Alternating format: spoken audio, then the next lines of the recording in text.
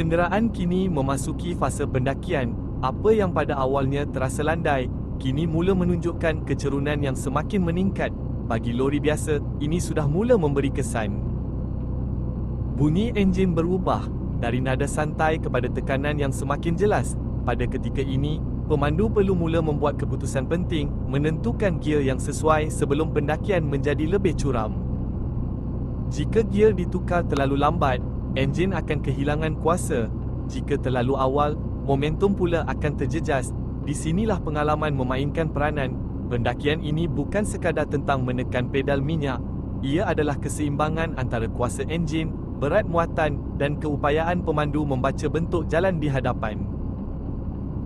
Laluan ini merupakan sebahagian daripada lebuh raya Timur Barat yang terkenal dengan bentuk muka bumi berbukit dan berliku. Walaupun kelihatan tenang dari sudut kamera, hakikatnya setiap meter pendakian memberi tekanan kepada jentera dan pemandu.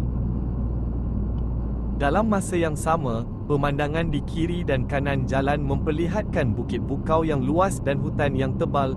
Keindahan ini hadir seiring dengan cabaran, satu kombinasi yang menjadikan laluan ini unik.